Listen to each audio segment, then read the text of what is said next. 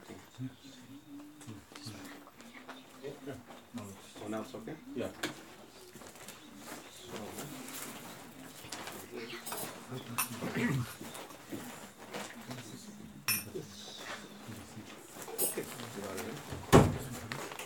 Okay. Namo Vishnupadaya Krishna Shrimate Bhaktivedanta Swami Niti Namane Namaste Saraswata Devi Gauravani Pratarane Nirvashesha Shunyavadi Pashtapudesha Tarane Sri Krishna Chaitanya Prabhu Nityananda Sri Advaita Gadadhar Shivasati Gaur Bhaktavrinda Hare Krishna Krishna Krishna Hare Hare Hare Rama Rama Rama Hare Hare. This is a presentation I made for very new people or people that don't know anything. So some of it may be a little basic, but made a little interesting for everyone. Anyway, so it's about the mantra. What is mantra and relates to the mind and how you can use it in your life. So as we know, mantra is a spiritual sound wave. It looks like material sound, but actually it's spiritual sound. The word mantra itself comes from man, or manas, which means mind, and tra, the verb means to deliver or to free. So we get something which delivers the mind. And of course, if we take it in another way, man can mean to think, also from the word manas, and tra can mean a tool or an instrument, so an instrument of your thoughts, an instrument for thinking better, whatever. Concentrate your thoughts. So both words involve the mind, but what is the mind? So according to Vedic literature, what we normally think of the mind is an element. It's a physical substance, actually, according to the Vedic literature. We know that we have the whole system of evolution of matter from Prakriti to Mahatattva to Sutra, Ahankara, and we have the Sattva Raja Tama Gun manifesting like this, and the Ahankara manifests into the Sattvic, Rajasic, Tamasic portions, which produce mind in the Sattvic portion of Ahankara, and senses and buddhi in the Rajasic, and then in the Tamasic portion we get the tanmatras or sense objects like form and smell, etc., and we get the 5 gross material elements. So there we have mind as one of the elements in the material creation. Just like in modern science we have nickel and iron and oxygen and carbon. So in the Vedic system we have mind as one of the ingredients in matter itself. But this is only matter as far as the Vedic analysis is concerned. Besides matter, which is one of the elements, we have Atma, which is not matter at all, that's the soul. And above that we have Supreme Lord, who is a Supreme Atma, who is also not matter. So we have, and they're more important than the material elements themselves. So actually in the Vedic conception, matter is quite insignificant. But mind is part of that matter. So another way of looking at it is we have 3 types of bodies. We have the gross physical body with the organs in it, like the liver and the lungs and the kidneys and the intestines, etc., and the nerves and the bones and the blood and whatever, skin. This is all part of the gross physical body. So that's normally what in the modern world we'll accept as real. That's the real body. That's the real you. But according to the Vedas, no. There's another body, which we call the Sukshma Sarira, or the subtle body. It's also material, but you can't see it. And it also functions just like the gross body functions. And it has all sorts of subtle senses on it, it's got chakras on it. And this is largely where your feelings are, your intelligence, your false ego, and even your karmas. They're stored on this subtle body. So it's quite important as far as the Vedas are concerned, because it holds all your karmas, and it helps the human being lead a superior life to animals, because he has mind, intelligence, etc. So, but we can't see it. So because we can't see it, many people will not accept it. But according to the Vedic literature, it's a reality. It actually exists, and it's also material. And mind is part of that. and we can say in one sense it's more important than the gross physical body, because when you die, this gross physical body rots, it decays. The subtle body does not. It stays there. And then it continues into your next gross body. And then it continues again as the next gross body, the next gross body. So it's almost eternal. As when you're in the material world, this subtle body goes with you body after body after body. And it holds all your past experiences and memories and karmas and whatever. So it is quite important, actually. And of course, it's also related to the gross body, and whatever happens in your subtle body affects your gross body as well. So in modern medicine, of course, they know that stress is related to sickness. I don't quite know how it works, but actually, if we say stress originates in the subtle body, then yes, the subtle body affects the gross body. And whatever's happening in the subtle body will cause bad effects on the physical body. So that's how stress operates. So, apart from that, then we have the soul, the other element, is the Atma, which is completely different from both bodies. And that actually is the identity of the person. That's you, and that gives life to the gross and the subtle bodies, and to the mind and whatever. So that's the most important thing of all. Though that's completely neglected, and it can't even be perceived by any scientific instrument. And the subtle body, to some degree, maybe have some instruments we can detect that in modern science, but soul, no. There's no way of detecting that with a gross physical instrument. So.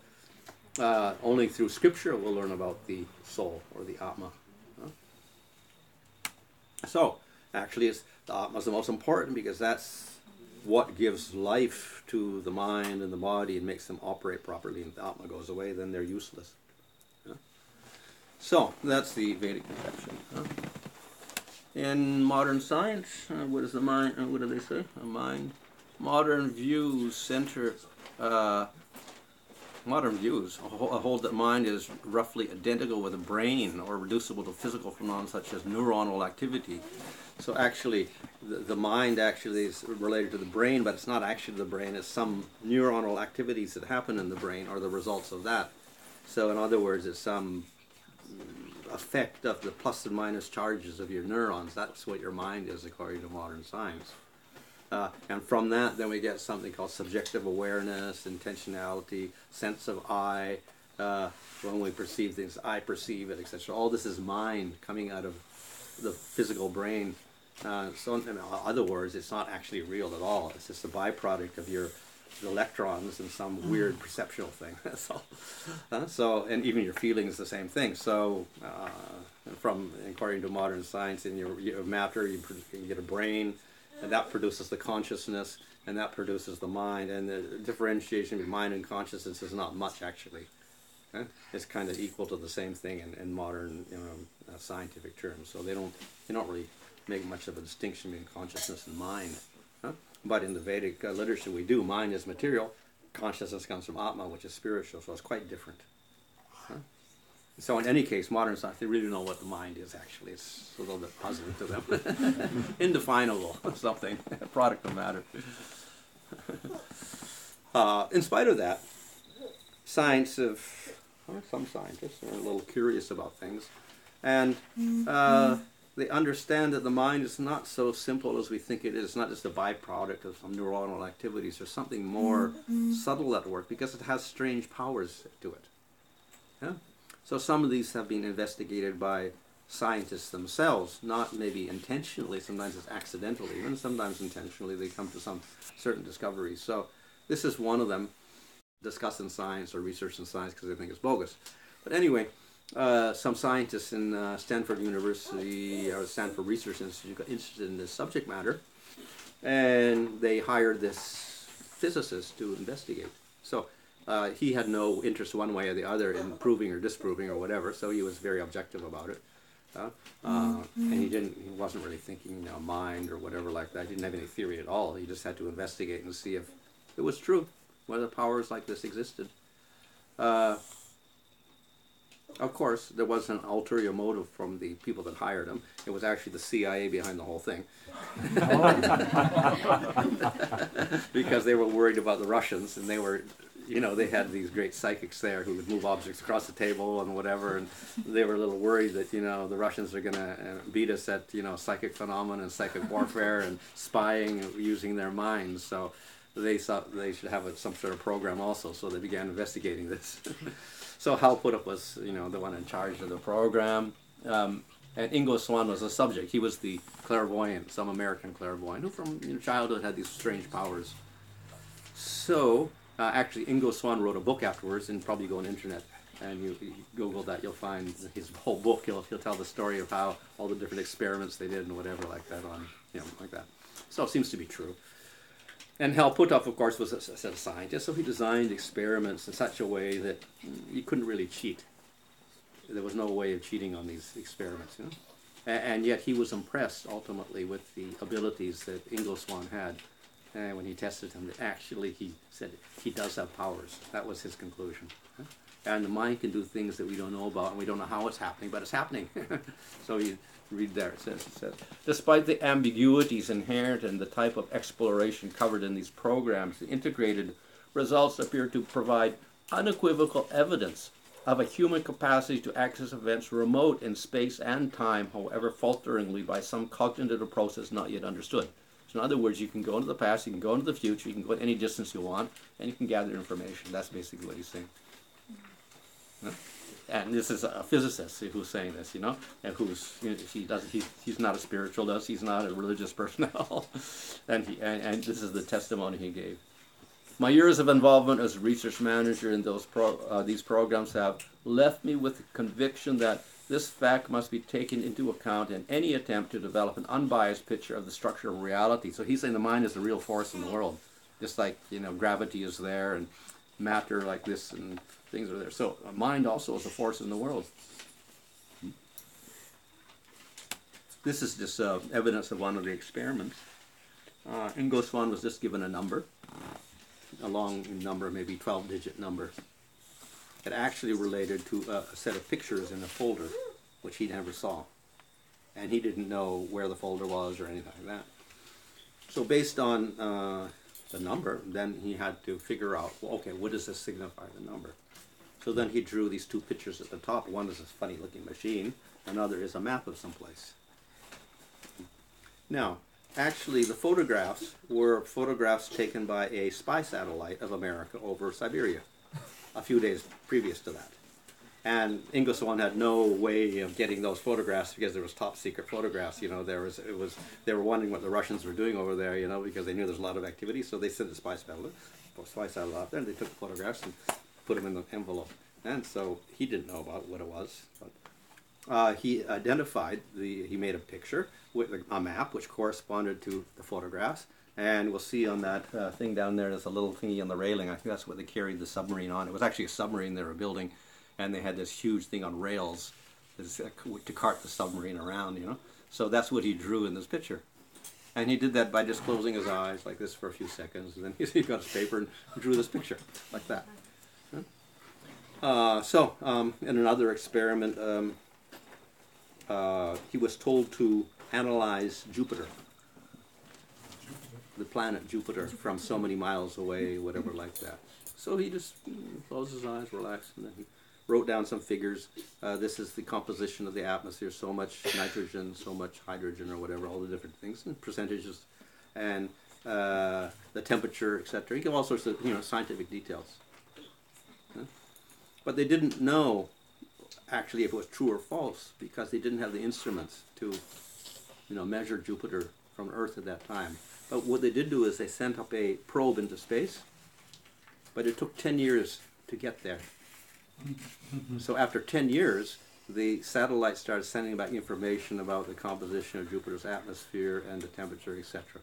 10 years later, after they did the experiment. So they sealed up the envelopes because they said, we don't know. But then 10 years later, the information came back, and so then they opened up the envelopes and compared it, and it was like 80% correct.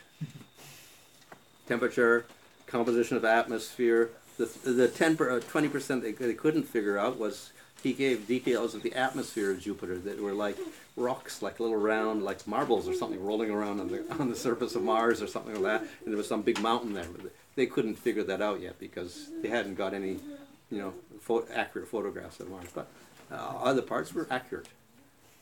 And there was no way of getting that accuracy because even the scientists didn't know until 10 years later. So that was another thing. And they also understood that he could go into the future. To some extent, you can go into the future.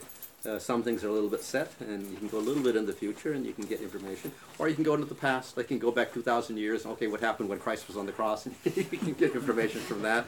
Or you can go to the other side of the moon and say, okay, what's on the other side of the moon? Yeah, is there real people there, or something like that? And, on the other side of the moon, the people building a city over there on the other side of the moon. You could go around there, or you could go to any planet or whatever like that. Just like, so great powers actually. Yeah? So that was the conclusion of Ingo Swann, the physicist, that actually, the mind has these strange powers, and it's not just more than neurons firing. There's something else at work here that can go around all over the universe, kind of, and observe things and bring back information to us. So the mind's not so simple as we think it is. That was one thing. Here's another one. Robert John, Princeton University. He was interested in, can the mind move objects?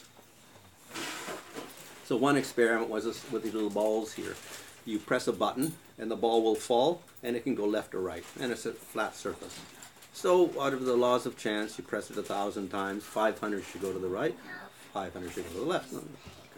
So the mind experiment was, you will the ball to go more to the left. Go to the left, go to the left, go to the left. And you press it 1,000 times, and you see if more go to the left. And let's say 550 or 570 or whatever like that. And true enough, that's what happened. Not so much, but at least each time they did it, a little more were going to the left than were going to the right. Yeah, and they did it with different types of people. They found that some people could do it better. You get better, more going to the left, more going to the left like that. And generally creative people seem to be better than the others. But nevertheless, the effect was there. And then they did another experiment with distance. The person meditates on the object going to the left, 3,000 miles away, like in London, and they press the button in New York, but he's actually saying, well, they could go to the left. And it still worked, same percentages. And then another experiment they did, okay, not only distance is 3,000 miles away, but he will meditate 1 week ahead of the experiment. 3,000 miles away. Same effect. So they found this quite astonishing, how the mind can do this over distance and time. Yeah? So his conclusion was, all forces known to physics, like gravity, for example, diminish with distance, but no forces in physics operate freely across time like this. It's as if consciousness is somehow able to direct its influence directly across space and time, an understanding that certainly poses a challenge for science. This is similar to what mystics have claimed through the ages, but now we have scientific evidence. So again, something about the mind, we can't explain how it happens, but there's some force in the mind that does this over space and time. I have other things also, but anyway. There's in China also, because they have these, like yoga, they do qigong, and they meditate, and they have powers like that. So there are some people that have remarkable powers there. So different people have investigated that. One was this German person who investigated this because he wanted to use it for things like healing, etc. And one of the experiments that one person did there, one Chinese man, was Yan Xin is his name. They have hydrogen and I think it's, I don't know the chemistry, but anyway. Hydrogen and carbon monoxide, and you stick it in a vessel and you pressurize it in a metal vessel and you heat it up to a certain degrees, was 250 atmospheres, etc., whatever, 300 degrees Celsius or something like that, and then you can convert it into carbon dioxide. Well, that's quite difficult to do. You got to get it burned, seal it up in a metal container. So his job was to take that container at a distance and with his mind cause the conversion. So that means equivalent of that amount of pressure and heat he would have to generate with his mind, which he did. And he got carbon dioxide out of that. He tried it in glass, but the glass broke and burst. So they had to seal it up in a metal container, and then finally they got the carbon dioxide. And he didn't touch it at all. It was at a distance, and he just used his mind, and somehow he did it, and it combined, and he got carbon dioxide. And it's in China. Another one is a person called Zhang. It said that he had very phenomenal powers, and in one experiment he could pass a sack of sugar, 45-kilo sack of sugar, through a wall using his mind. Now we can't even do that even if we use our hands. We can't push the sugar through a wall, a brick wall, but he did it with his mind. Another experiment was the bug experiment. And so they had I think it was a live bug actually, in a sealed glass container.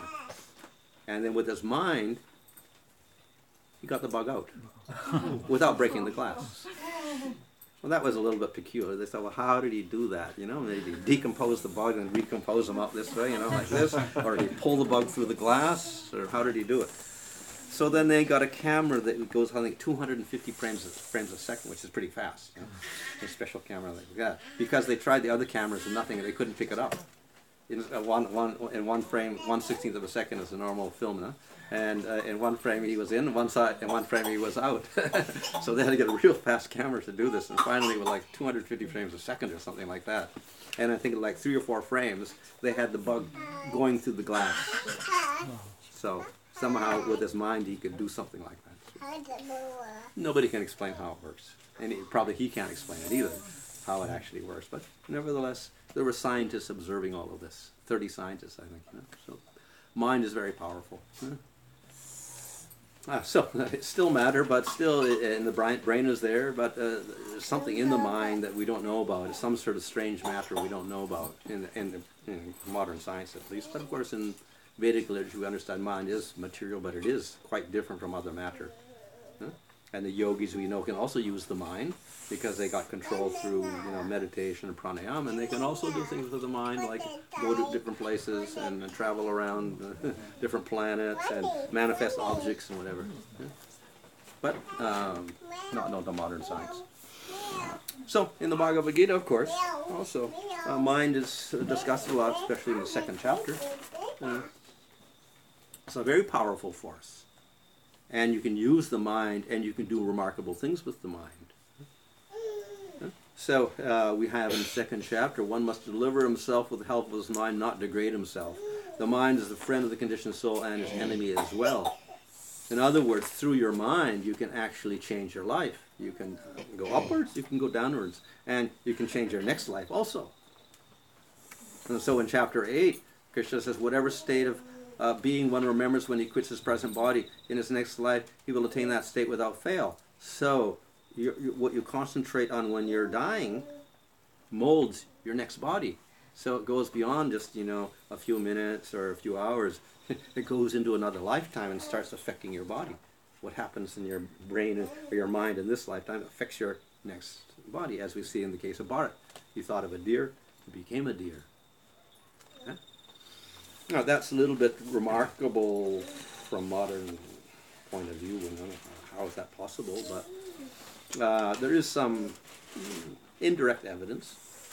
There's one psychiatrist, Dr. Ian Stevenson. He's dead now. About 10 years ago he died, I think. He was, Boston University or something. He was a psychiatrist. So he got interested many years ago in the phenomena of small children who remember a previous lifetime. And he thought, how do these kids, why do they do that? Or is it true or not? So he said he was atheist, and I don't believe in reincarnation, I don't believe in matter, in spirit, I don't believe in God or whatever. But I thought that was an interesting subject, because why would children have these weird, memories? So what's happening in their brains? So he began investigating this. He did personally most of it, and he said he did this as a scientific study, not to prove or disprove anything. So he used scientific methodology and interviewing according to certain norms, and setting certain standards, and rejecting things if there was some doubt about the, who's telling the truth, etc. So he went through a whole scientific protocol of trying to get to the truth. And after all of that, then he said, well, it looks as if the simplest possible explanation is that, yes, we're going from body to body. And these children had a previous lifetime, and they're remembering that now. That's the simplest possible explanation he could give. So he said, I didn't believe in all of this, but now I do believe, because he investigated over 1,000 cases personally. interviewing everybody and you know, with great scrutiny, seeing that there was no falsity and cheating along the lines. You don't have to accept, you know, that we go from body to body. And he said, well, the only problem I have now is that scientists will not comment on this at all. Because if they do, and they accept it, then all the scientists will criticize them, saying you're being, you know, wishy-washy spiritual or whatever like that. So he says, my disappointment is I'm trying to prove through science something, but nobody will look at it as science itself. You know, they just want to attack me as being a spiritualist or whatever like that. But they won't look at the evidence and, you know, give a very neutral review of this work that I've done. So anyway, in that investigation, he found another strange phenomena. And many of these children had a violent death of some sort, you know. They may got shot, they had an accident or whatever. And then he's found that when they died, whatever state their body was in got reflected in the next body. Somehow it carried over. So, for instance, here we have this is in India. One boy, he remembered his previous lifetime 100 miles away in another village, and he was married, and he named the children and the parents and whatever, described the house, they went there. Yeah, it was true. And then he said he had died because someone shot him with a shotgun. And a shotgun has many pellets, so it'll leave marks in your chest. So they actually found the autopsy report, which is right there, of all the bullet hole wounds that the police drew. And there's a big hole in the middle, and there's all these little holes around it. So that was how he died. Now, the interesting thing was, when he's the little boy in his next life, when he came out of the womb, he had these birthmarks on his chest, little strange birthmarks. They didn't know what it was. And as he grew up, they didn't go away. But then when you compare the autopsy report and the bullet hole wounds and the marks on his chest, the same pattern is there. There's a big hole in the middle, big scar in the middle, and the little holes around it. Same pattern. But that's not the only case. He has so many other cases he shows in his book. There's one girl who had her leg severed because she fell under a moving train and pulled her leg off, and then she bled to death. This lifetime she was born, no leg. Same place, exactly the same place. Another boy had his fingers cut off in a farm machine, I think also in India, and then he bled to death also. This lifetime, no fingers on that one hand, but no genetic cause for it also. Another boy in Turkey was shot in the head in previous lifetime, and his part of his skull was blown off and his ear was blown off. This lifetime he was born, no ear, and a big scar here on his head in this lifetime. So, in other words, that trauma of death on their body got stuck into the next body somehow or other. Actually, it's through the subtle body. The subtle body, it picked up this negative form and it pushed it into the next body, so that the body got deformed in the next body. So it went from one body to another. So that's the subtle body, the mind, etc. Holding that image and creating a reality in the next lifetime. Much like... That's also what Krishna's saying, though, isn't it? He's saying, what is the state of being one remembers when he puts his body? Yeah. So, I mean, when you get a trauma like that, your whole consciousness is focused on that trauma. So, and that forms your body, actually. Of course, your mind also, and your body. The body and mind get influenced in your next lifetime. So the mind, obviously, is very powerful because it can influence our next lifetime and influence everything in this lifetime. You can degrade yourself, you can elevate yourself in this lifetime, or you can push yourself into your next body according to how you think. At the same time, the mind is a little peculiar because it's very dangerous. It's a limitation for us, because if we don't control it, then you know, it's like on the boat on the water. We're just going here and there, and we're full of desires or karma, etc. And we may just wander around here and there with no particular goal at all because we're pushed around by desire. So that's the other aspect of the mind. It detracts from us from doing anything. So that is why Krishna says in Bhagavad Gita, you got to control the mind.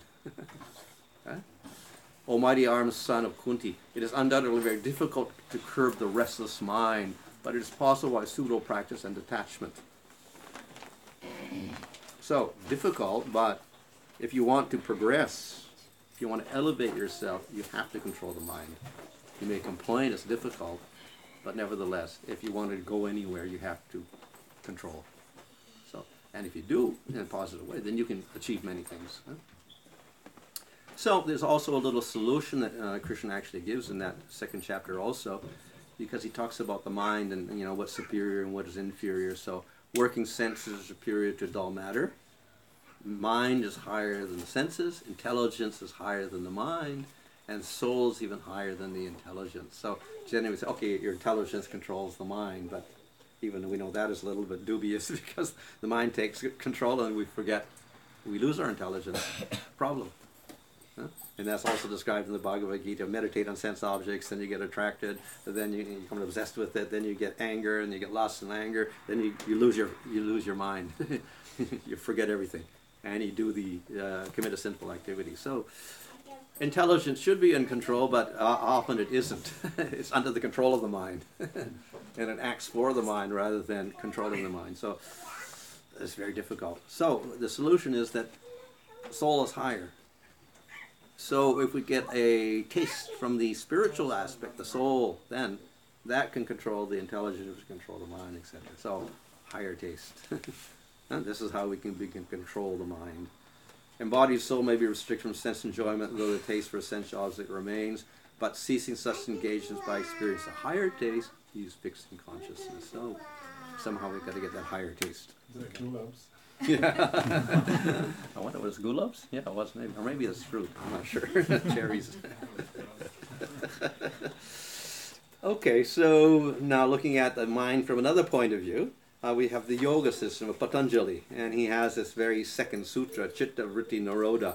Purpose of yoga is to destroy the material functions of the mind. So he says the mind is a dangerous thing. You got to stop all these thoughts in the mind, thoughts, ego, identity, everything.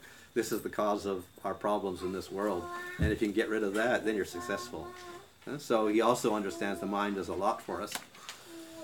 And at the end he says, liberation is freedom from material qualities and material goals. Liberation, establishment of the self and its spiritual nature. So we have to get out of the gross body and the subtle body with the mind and get to the stage of just realizing Atma.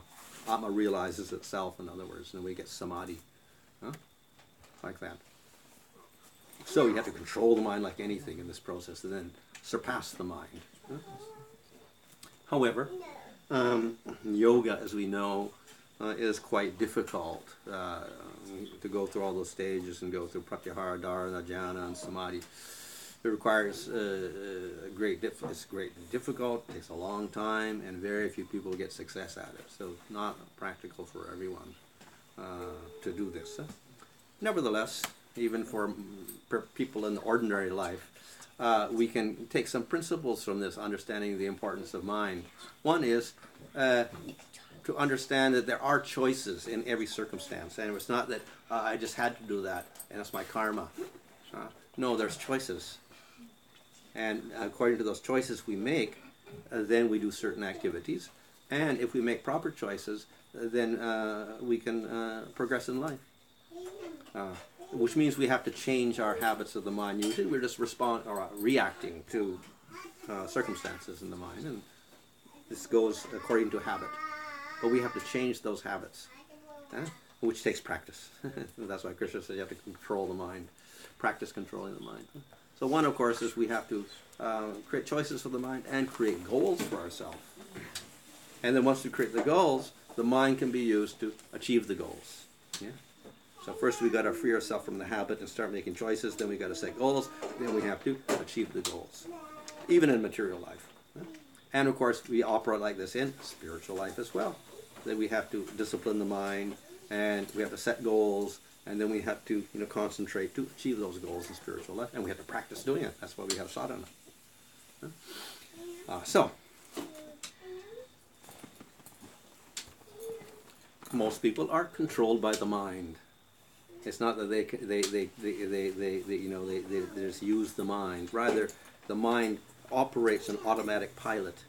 And it's being conditioned for many, many lifetimes. And it's being conditioned also by this lifetime. So even psychiatrists will say, or psychologists will say that generally your conditioning is fixed in your brain in the first 6 months of your life. And however you think of the world in that time, after that point, you will respond in that way for the rest of your life, and you cannot change it. So that's why those first 6 months are very crucial. Because if the child gets a real negative attitude to the world, then the rest of the life he'll be fighting against the world. He'll be doing all negative things, just fighting the world like anything. So that's the conditioning that takes place, and it's very difficult to change that conditioning. What to speak of? Previous life, previous life. They're all stuck in your mind also, somewhere in your subtle body, and they're also pushing you. So it's quite difficult to get out of that conditioning. But if we don't do that, if we don't change anything, then we're hopeless. And the whole point of Scripture is to make us change, actually. The injunction of Scripture there so we can change and overcome all of those habits and whatever. So the stimuli come in, and then generally we react according to a certain habit. This is bad. This is bad because, that's been in our mind in our first 6 months or in the previous lifetime. And therefore, we don't see, objectively that stimuli for what it is, but it's just bad. We get an impression it's bad, so we just respond according to that all the time throughout our life, and that response keeps coming up no matter what we do. So that's why generally people keep repeating patterns in their life.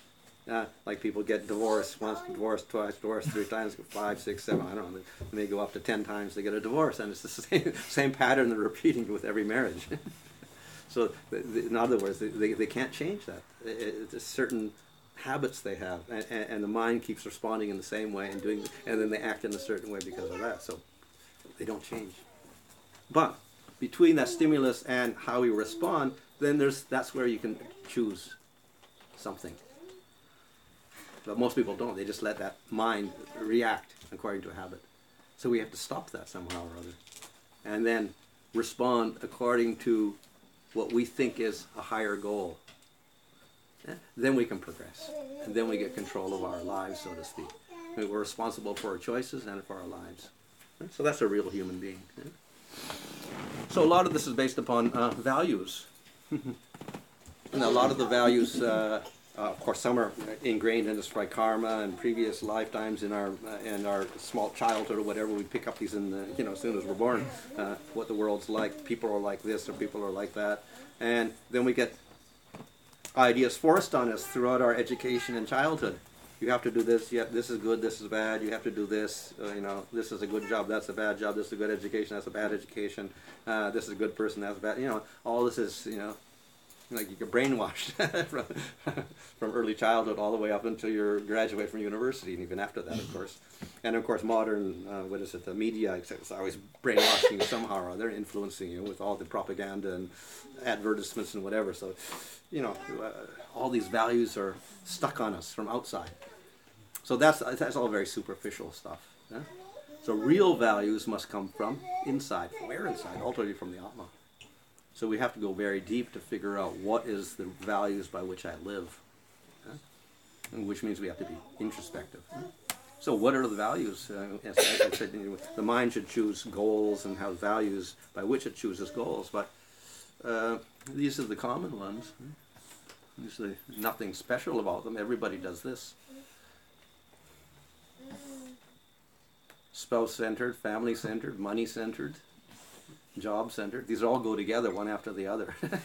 Possession-centered.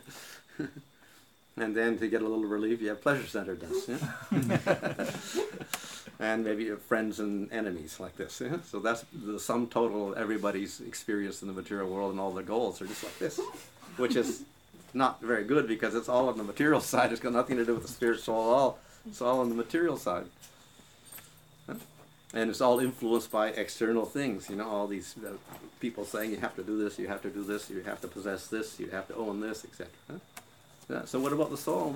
Nothing about the soul at all there. It's a completely unbalanced life. And so if you really want to advance and make proper choices, then you have to think about, who am I? What are my real needs and desires? What will really satisfy me? What is my real nature? What are my true qualities? What are the principles by which I live? And that's an individual quest, an individual inquiry that a person would have to make, and nobody can answer that for him. So our behavior is a function of our decisions, not our conditions. So people often are simply affected by their conditions and the circumstances around them, and that's how their behavior is, and they simply react to the circumstances in every case. And that reaction is based upon, as I said, previous lifetimes and early childhood, whatever. So it's not an unbiased response. It's completely, colored by so many negative experiences they had previously. So it should be, our decisions should be the important thing, not the conditions around us, which is subordinate feelings to values. And this brings real freedom to choose. So the values are important. We have to establish values for ourselves. What is a reactive person? He is driven by feelings and circumstances. And then you can't change and you can't have any goals because you're just subject to your circumstances all the time. You're happy in happy circumstances and you lament in the bad circumstances. And your habits never change. What is called the proactive person is driven by carefully considered and integral, very internal values. And he bases his responses and his actions upon values that he has internalized very deeply, not upon what happens outside. So, in other words, he's very calm in all sorts of circumstances. He never becomes emotional, disturbed by the circumstances.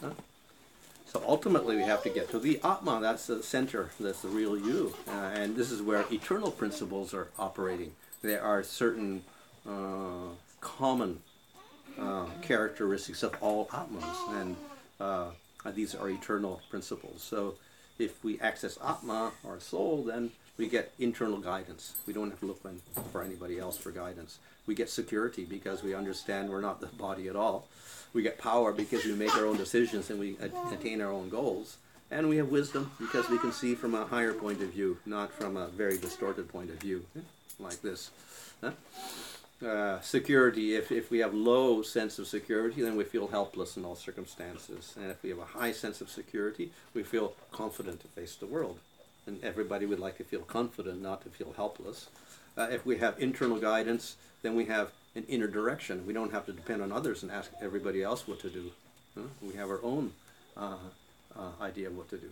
If we have higher wisdom, then we have an accurate vision of life and the world around us. And if we have a low sense of wisdom, then everything is distorted by our own previous negative experiences.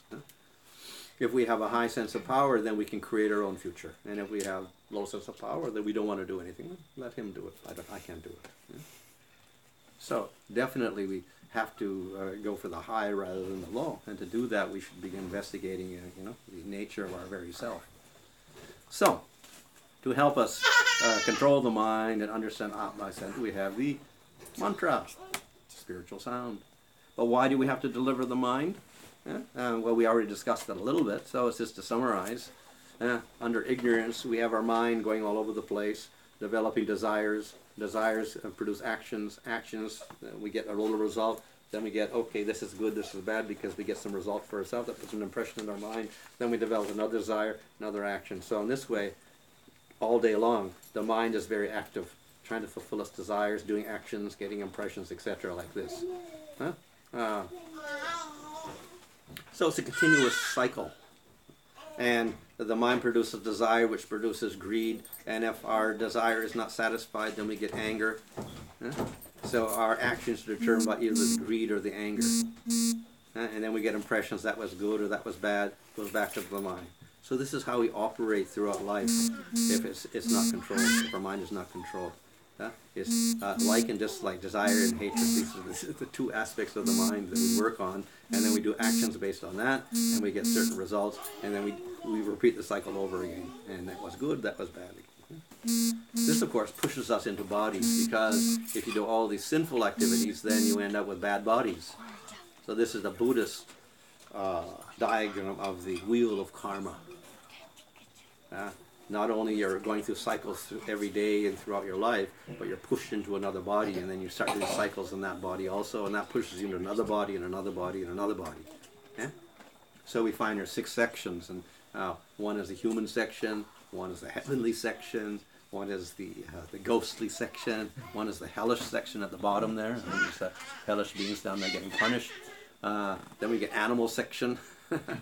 There's the animals on one side and on the other side. like this. So we get all sorts of bodies you can go into according to the type of activity. And all of that is, the wheel is pushed by those three animals in the middle. The chicken, lust, the snake, anger, and the pig, greed. Lust, anger, greed are pushing us to do action, and the action produces karma. And so we end up rotating in the wheel around and getting different bodies in the material world. So it's a nice little diagram of how karma is working on us all the time in the material world. And like this, we go through birth and death endlessly in the material world in a circle. No beginning, no end. So that's why we have the infinity sign there. No beginning, no end. You just go on forever from body to body to body to body. But the mantra frees us from this cycle through that spiritual sound. So what is the spiritual sound? Mantra is very special. What is represented in the mantra is non-different from that object. So we say that with the name Krishna is non-different from Krishna. It's not just a sound. A material sound is different from the object. Computer sound is different from the actual computer. But the word Krishna and Krishna himself are non-different. So it's quite different. And of course mantra arises from the spiritual world. Material sound arises from matter. And mantra is full of bliss because of course Supreme Lord is full of bliss. And material sound is full of misery, although it exists material. So mantra is coming from the spiritual world and somehow manifests within the material world, and we can actually hear it, and it looks like it's a material sound, but it isn't. So that's its miraculous thing. We can hear it with our material ear, so to speak, but actually there's something else there. So it's explained in the Bhagavatam and other places, and Yoga Shastras, that sound goes through a little bit of a transformation. It's called para in its pure spiritual aspect. Then it becomes a little bit detectable by the mind. It's called pashanti. Then when we can think about it and analyze it intellectually, it becomes madhyama. And when we can actually say it and you can hear it, it's called vaikari. That's a gross physical, looks like gross physical sound. But even though it's detectable by our voice and our ear, the para aspect does not disappear in it. It's still there. But somehow it transforms in the material world so it becomes visible or audible to us, but it still maintains that para, or that spiritual aspect in it. So it's a little bit deceptive. It may look like material sound, but actually it's got that spiritual essence in it that's coming into us also. And it also goes to the chakras, from the Muladhara chakra to the Manipuric chakra to the Anahata chakra to the Vishuddha chakra. Then you say it, and then it goes into your ear. So basically the paras remains there in spite of the fact that at a certain point we can detect it with our gross senses at the Vaikari level. That para aspect is still there, and that's why it's so special.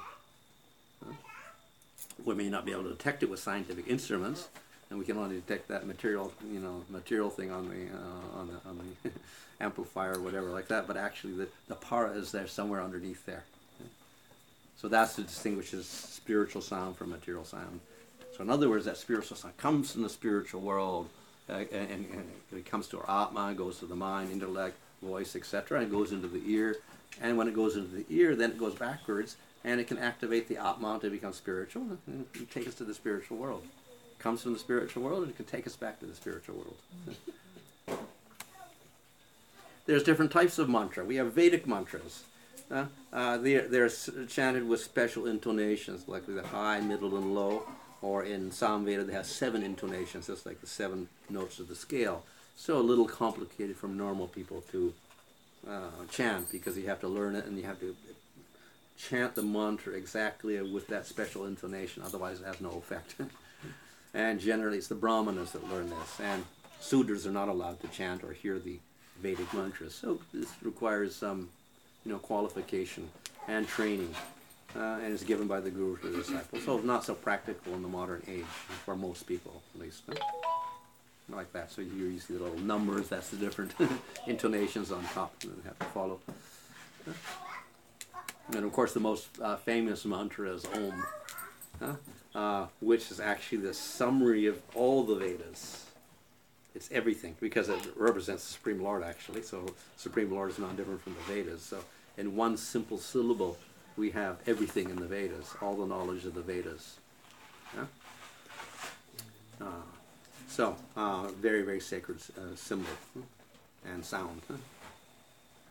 And of course from that Om, then first we get the Gayatri mantra, and the Gayatri mantra is also the essence of the Vedas, and from the Gayatri mantra then we get all the Vedas coming out like that.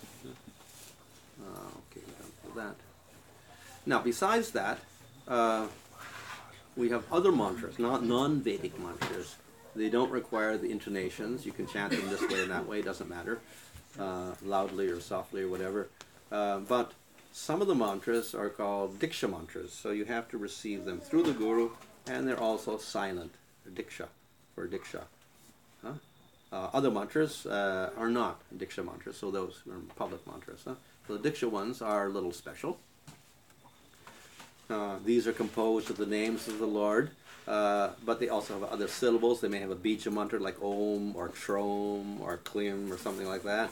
Then they have a word like Namaha or Swaha in them, and then they have the name of the Lord in a dative case like Bhagavate Vasudevaya, Narayanaya, Narasimhaya Namaha, etc. So it's a combination of a verbal element plus the noun, the name of the Lord, and a bead syllable.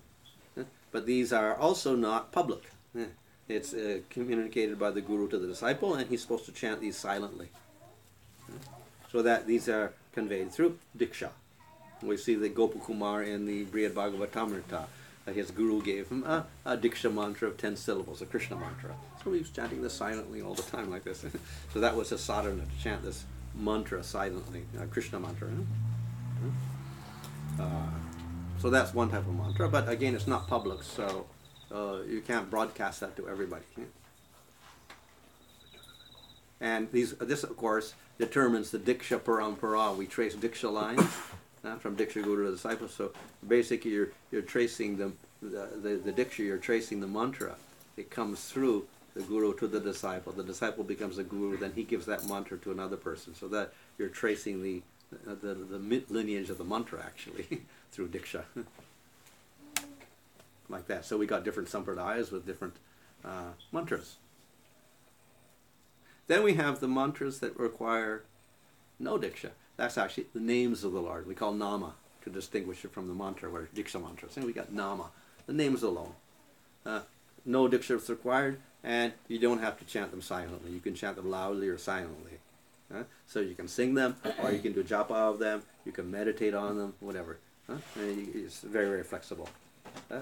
So that's simply the names of the Lord, like Gopal, Govinda, Rama, Krishna, etc.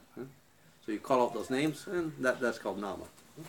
So we see that Ajamil chanted the name Narayan because he named his son Narayana. So that's Nama. He's just chanting the name of the Lord. And it had great effect. He had no devotion. He didn't think of the Lord at all. He just thought of his son. But it destroyed all of his karmas. So the name of the Lord chanted even by a person who has no devotion, but no aparad, he gets at least destruction of his karmas, which is pretty good because it takes the Gyani and the Yogi thousands of years to do that. And he did it in a few seconds. So anyway, many, many mantras are there, and of course they have Hare Krishna also. Mantra, just calling out to the Lord. That's all it is. Calling the name of the Lord. O Krishna, O Rama, etc. Like that. Other mantras are Rama's name, Govinda Jai Jai, Gopal Jai Jai, etc. So to compare the mantra to the names of the Lord and other words, that's the mantra, and Nama, the names of the Lord only, calling out to the Lord. The mantras are secret, Nama is public. Mantra requires Diksha, Nama Hare Krishna does not require Diksha. Everybody can chant it. Mantra is chanted silently, and Nama can be chanted loudly or silently or in between. Mantra is restricted. There's different conditions, impure condition you cannot chant, etc. Nama, any condition, pure, impure, any place, any time. Mantra requires some high qualification. For Diksha, you need some qualification. Nama, give it to everybody. Everyone in the street can hear the name. It's no problem. So the name is very flexible, and it's very, let's say, practical in Kali Yuga, especially when no one's qualified. This has become the Yuga Dharma as well. So in chanting the name, we have the internal type called japa. We chant for ourselves, and it's soft. And we can use that for meditation. And then we have kirtan, that's loudly, and we get benefit, and other people get benefit as well. So these are the two forms. And of course for japa we use the malas, beads like that, made out of sacred wood, tulsi wood, etc. Okay. And we have instruments also, traditional instruments, but kirtan also is flexible. You're not forced to use mridanga and kartal or whatever like that. It's free. You can use anything you wanted to and just chant the holy name. It's still powerful. So it's not restricted in any way. So there's some very interesting scientific things on this also in regards to the physical, not the spiritual effects, the physical effects of chanting, etc. There's some scientific research done on your genes and your chromosomes and all this, and then there's a technical part of your chromosome called the telomeres. These little tips you see in that little diagram there on the bottom, that's called the telomere. So those, if they're intact, is very good for you. If they start wearing away and get worn out, they're not good for you, and that's when you begin aging, and your immune system breaks down, and your whole health begins to break down if these telomeres are weak or they're decayed like that. So actually, this was discovered by Elizabeth Blackburn, a Nobel Prize winner. She discovered that the why people age is because those telomeres begin to wear out. They get weaker and weaker and weaker, and just get smaller, and then you get age like this. Yeah, so in this way, we get all sorts of diseases and aging, etc., because of the destruction of the telomeres. So then the next question is, well, how can we repair the telomeres or keep them, preserve them so they don't? And if we do, then we can stay young.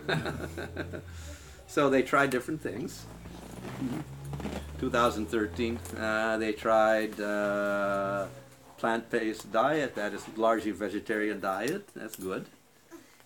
Vegetables, fruits, unrefined grains, low in fat and refined no white rice and all that stuff, and white sugar, etc. And moderate exercise, walking 30 minutes a day, 6 days a week like this. They also added stress reduction like yoga, breathing exercises, and talking in a group was also beneficial, they thought, so they had a weekly support group. And of course meditation of some sort, like love meditation or whatever. So after all this, they discovered you can get a 10% increase in your telomere repairs, over when you're 60. So in other words, it helps repair you with these, what we call spiritual activities or whatever. Well, that's quite good. Then Helen Norvetsky and Michael Irwin, they did a study. People who had depression, etc. And they tried different things like relaxing music, 3%, and then mindfulness, based stress reduction meditation. Who's mindfulness? That's Vipassana, something? Probably Vipassana. They tried that. 17% increase in telomeres in 3 months. Good. But then they found that kirtan gave 43% increase. 12 minutes a day for 2 months. So somehow kirtan was the most powerful of all the effects they found of all of the different processes. Of course, it combines many things because it combines the music, and then we got a group together, like they had a group, like that, and then of course it has mantra in it as well. And meditation, all these things are combined together, so they get a huge increase in the telomere repair. So in other words, just in terms of physical things, even the Maha Mantra can have great effects on people and increase their health. Chant Hare Krishna and never die. Yeah. Live forever. So we got unconditional love, like that, and whatever, and singing in groups, and whatever, mantras are there. So it's a very powerful combination. And it's open to everybody. They tried some things like qigong and stuff, but they found it very difficult to teach people that stuff. It didn't work so well because all these people that were sick, they couldn't manage learning all these different movements and stuff for qigong, and even meditation is a little difficult for people. But this is a very easy method, so it's very practical for everyone as well. So it had very good effect. So it operates on the health level, which is the part they found, but it has higher levels as well. In other words, we can get the material benefits from chanting, but then beyond that, of course, we destroy our karma, so you can get liberation, which the yogis want. But because we're not interested in liberation, we're actually trying to serve the Lord and get prema. So therefore, it has a much higher effect. That is, we can establish a relationship with the Supreme Lord and develop prema. So we get the health aspect, we get the peaceful aspect, and we also get the unconditional love aspect in its full form, in form of a personal relationship with Krishna. So it operates on many, many levels. And it's also the simplest process. Like that. So it actually involves, on the highest level, a relationship between the self and the Supreme Lord.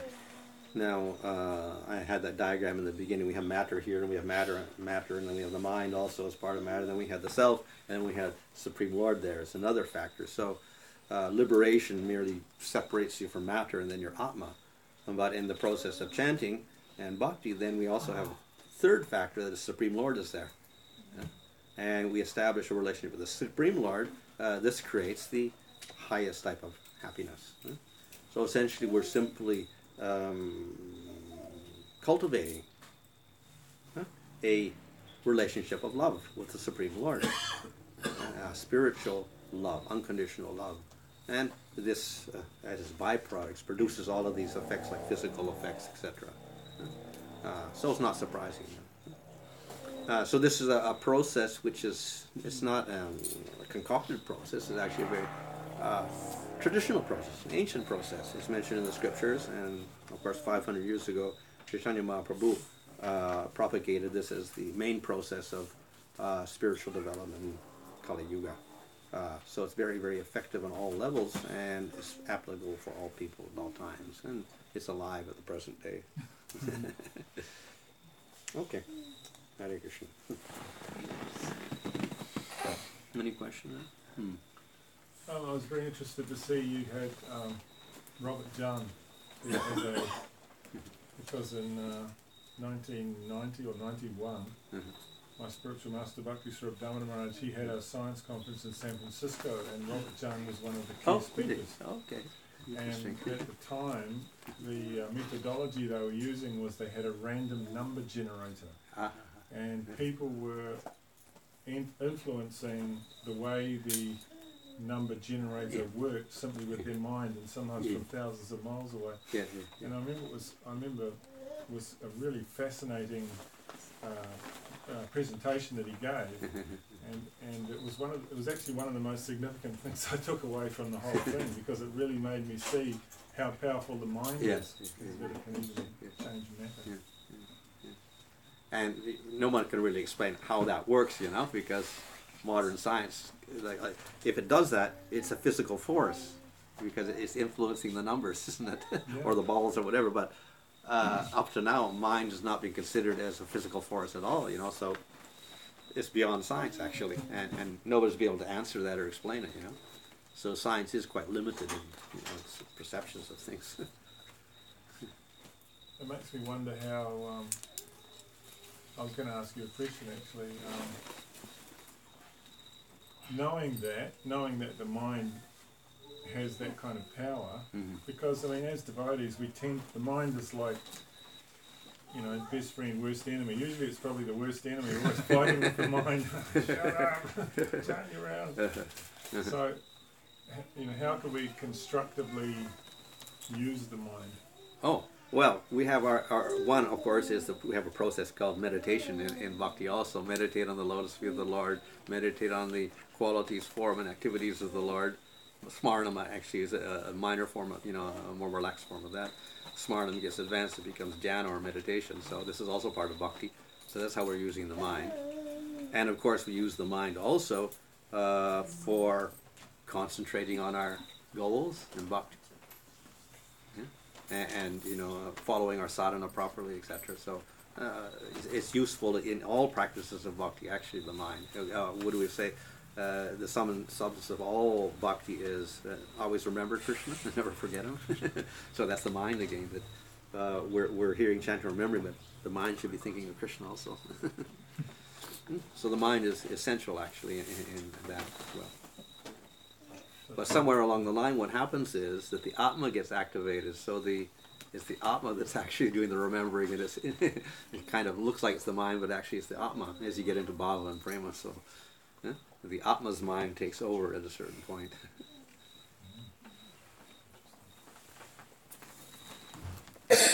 I've done similar research on physics in the past, and what they say with ESP is basically the person's mental ability to tap into space-time dimension, which the scientists are trying to do. The other examples where you mentioned people pushing 3 sack of sugar through the walls, it's also they say matter is basically, all matter is vibrations, so you can break it and then you can join it, which is similar to teleporting, what they try to do and perhaps some people say have already done. So once you combine those 2 things, then time travel becomes possible. And if that is possible, or in the future it will be possible, then it might be possible to go back in time, because it's a linear dimension. Then would it be possible to go back to the time of Mahabharata and watch Krishna and battle? Well, possible to go back, you may not see Krishna there. That's spiritual eyes, because we're just doing bodily things, you know? And going back and forward in time, that's material. So you have that spiritual eyes to see Krishna. Because they say in Mahabharata there were spaceships hovering around watching the battle, so it could be somebody from the future going. It could be. Or it could be from other planets also. Because they say there was a story recently of this boy being born in Russia who was previously born in Mars. And he was giving very exact description of space, and he was only 12 years old at that point. So,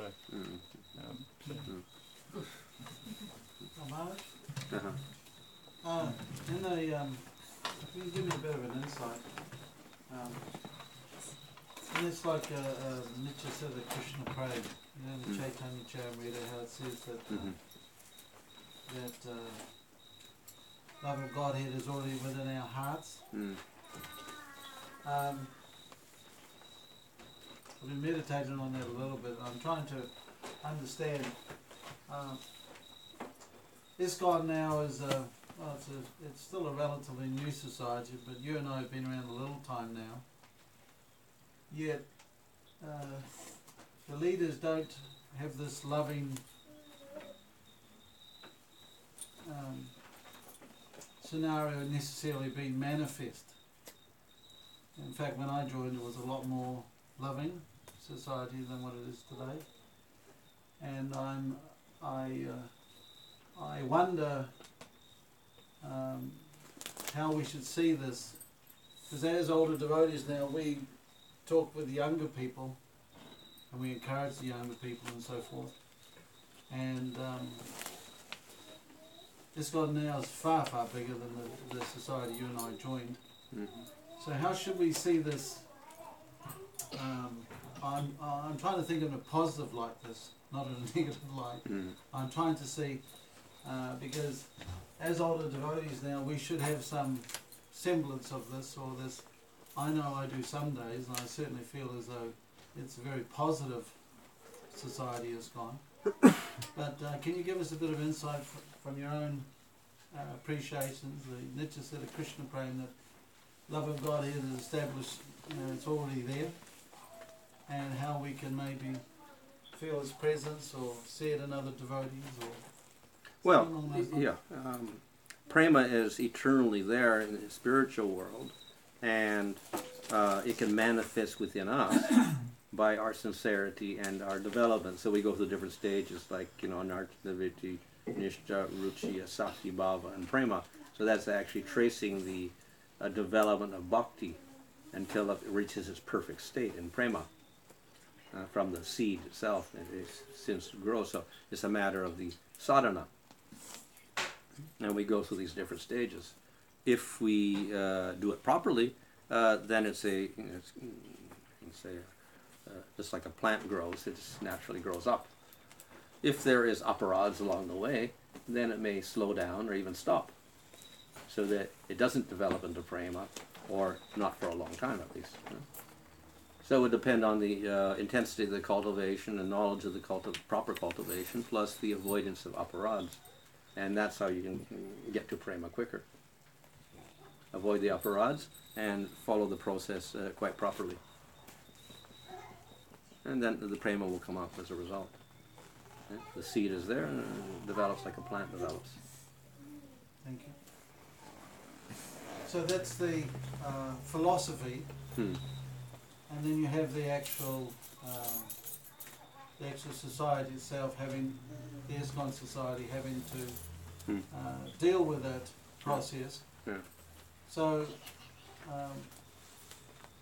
where's the, I'm probably asking this, where is the backup so that the good ones get to the top, if you like? Well, I guess the emphasis is upon Harinam, which is our, the basis of our movement, isn't it? It's Yuga Dharma, chanting the holy name. If that becomes the principal element, then that will overcome all the faults and produce the best results. Okay. So we just put an emphasis on Harinam above everything else. Thank you, Mark.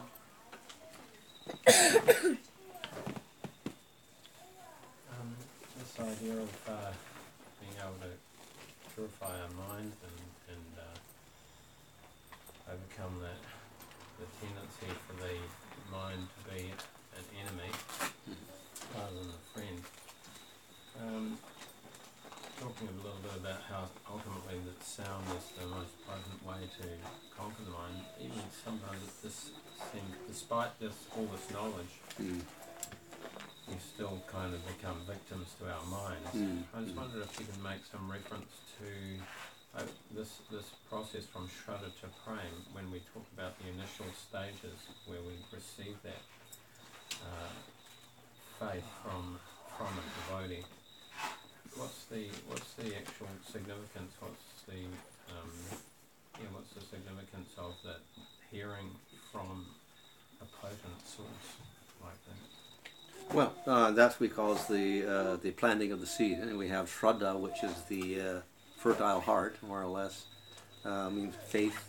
That's the fertile field. And then the devotee plants the seed. So obviously involves the hearing process. Somebody explains and then we get.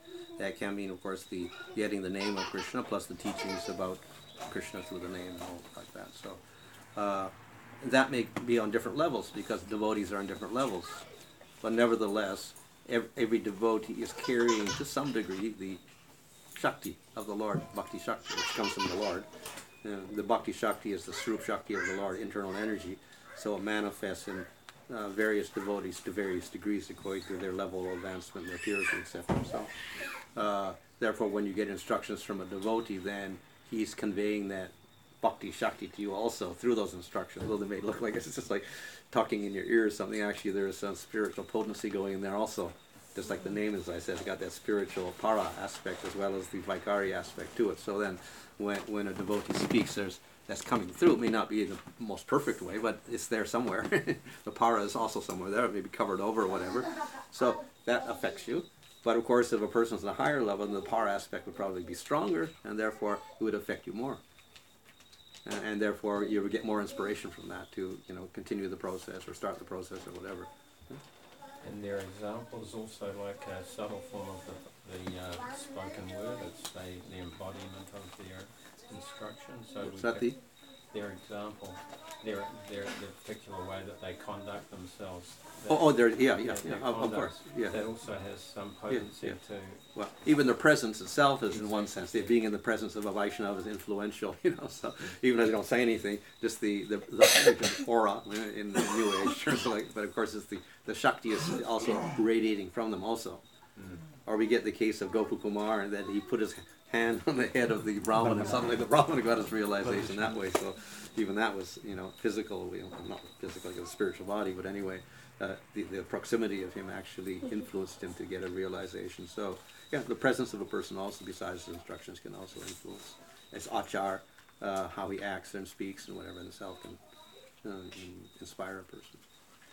In the Bhagavad Gita, when it's talking about if you can't do this, you do that. You can't do this, do that. Yeah, so many things, and ways to try and give the mind a place to start. What comes to mind is the whole Varnashram institution and how it's designed to give access to varying degrees of conditioning.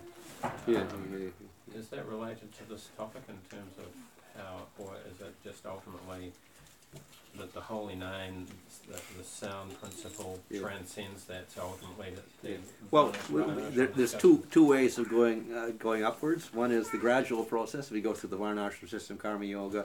Then over lifetimes we purify ourselves, and we go from Tamagun, Rajagun to Sattvagun, and we become Brahmins. Then we can understand we're not the body, and we can become Gyanis or whatever, or Yogis. Then from that detachment, then we can go to Bhakti, if we get association of devotees. So that's a very gradual process over many lifetimes. And if you have a intact Varnashram system with a nice king, then you can do that for many, many, lifetimes and hundreds of years. You can progress upwards with the system and then come to Bhakti. The other system is that even if you're in a lower guna, it doesn't really matter, or higher guna, or inside the Varnashram system, outside the Varnashram system. If somehow or other you get faith, then you start the process. And the faith is dependent not upon gunas, but upon mercy of devotees. So if you get enough mercy of devotees, then you get faith. And with that faith, then you begin, even if you're a Sudra or a Mlecha or whatever. So then it goes beyond the Varnashram system, it transcends it. The power of bhakti can transcend the system. Naturally, a person in the higher guna is a little more favorable in one sense because he accepts Shastra and Sattva guna, Astika, so he accepts the scripture, etc. He's detached from material things. He can understand he's not the body, so that's a favorable aspect. But unfavorable aspect of Sattva guna is he may get attracted to impersonalism instead. then he may not be attracted to bhakti, become an impersonalist instead in Sattva guna. So that's the negative aspect of Sattva, And then all we have left is Raja and Tamagun there. And they, of course, have negative, very negative aspects also. But then again, mercy is there, so if we get the mercy of devotees, then we could take to the process and develop even then, and then we transcend the gunas. So a person who's in Tamagun, but he practices bhakti, then he also transcends the gunas and goes beyond Sattva guna. How to get rid of the fear of death among children? Oh.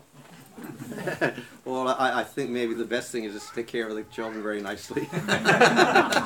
So they don't get anxiety about, They say even Krishna is killed. So how? Yeah. Well, I don't think children really have a fear of death unless they have great anxieties caused by, hunger, thirst, whatever like that. So if they have loving parents and loving surrounding, I don't think they're going to worry about it too much. No, they do ask me. Well, are they afraid of it, actually? Are they afraid of death? They may think it's a curiosity, but they're not really, I don't think they have a fear of it in the sense that, some people do, if they're raised properly. But anyway, then you can tell them a philosophical answer, which they also may not understand, that you're not the body at all anyway, so. But they won't understand that either.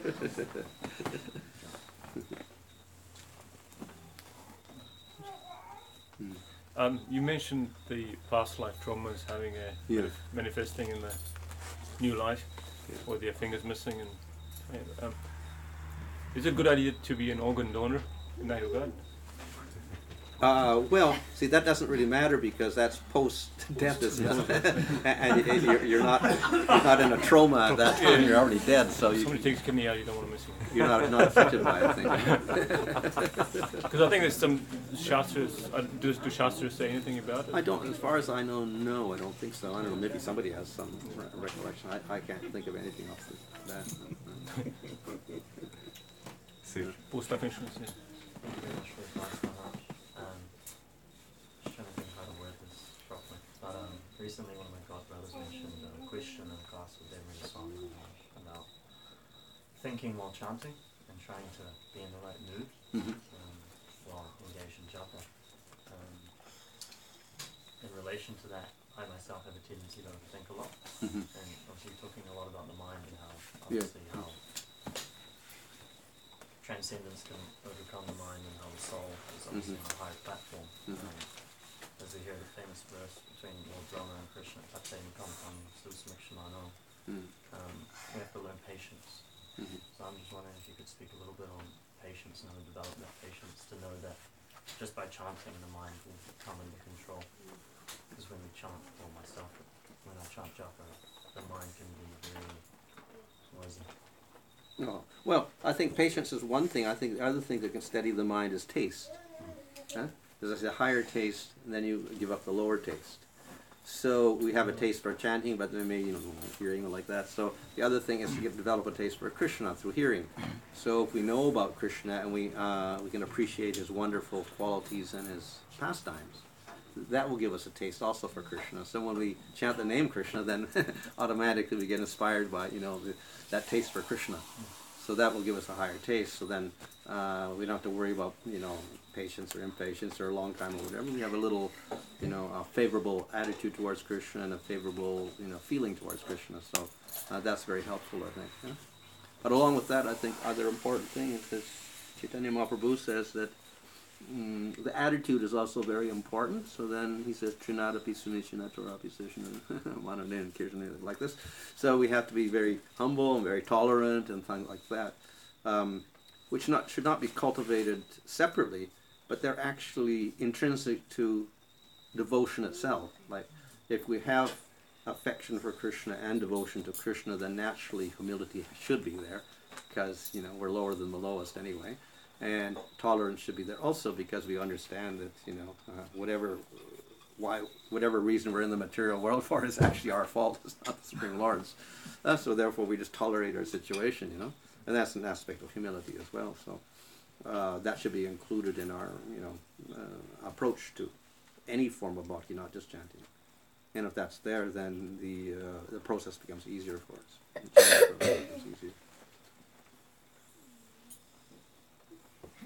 Marek, I've always wondered about this point, like you were saying, how the mind is a product of the mode of goodness. So that would seem that that's advantageous. And from what I've understood, if we associate with things with the mode of goodness, we eat foods in the mode of goodness, we act in the mode of goodness, and that's like a springboard to spiritual life. So how is it that the mind, how is it that it's the mode of goodness, yet our mind isn't necessarily in the mode of goodness, but the element is the mode of goodness? Well, we have to understand that all these things, the mode of goodness, passion, ignorance, are actually under ahankara. So they're all in ignorance ultimately.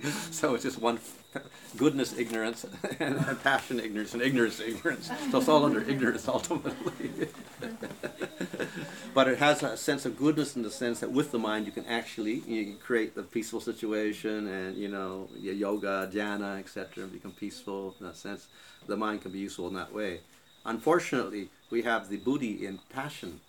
So that materialistic buddhi, it actually, drags us. It operates for us to, let's say, mislead the mind in one sense and help the mind develop, more and more material desires. The intelligence can be used for the wrong reasons, and that's what the mode of passion buddhi does to us. Of course, when you say the intelligence controls the mind, I think that would have to be ultimately the scriptural intelligence, which is spiritual, not the material intelligence, which means some higher taste and faith. I was just thinking in regards to the modes of nature, we seem to have a lot of emphasis on becoming sattva gun.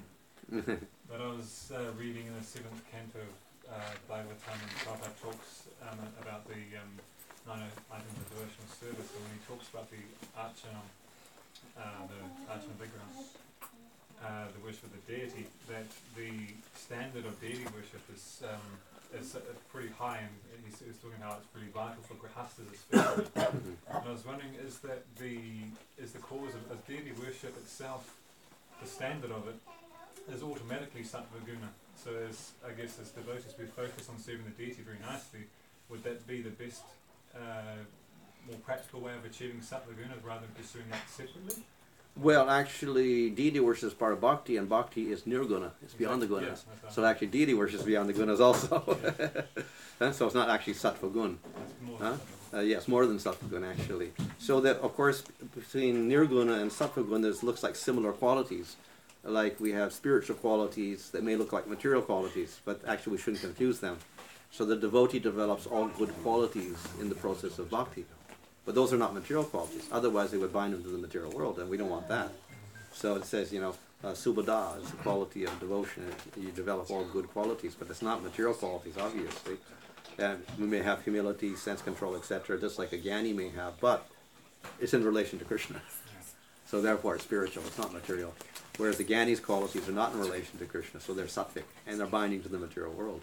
And so the bhakti also is, and deity worship, part of bhakti, they're nirguna actually, so they're beyond sattva actually. So if you're looking at section 11 canto, it talks about things in different modes. Then it says, the temple of the Lord is beyond the modes. It's not in the modes, whereas other things are, sattva, raja, tamas. And same with deity worship and other aspects also. They're beyond the modes of nature. Atmagyan is sattva, but bhakti is nirguna. It's beyond the modes.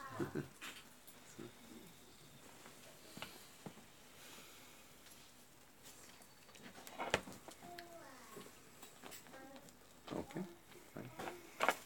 Thank you, Maharaj. That is very nice. Bhanu Swami Maharaj. Yeah.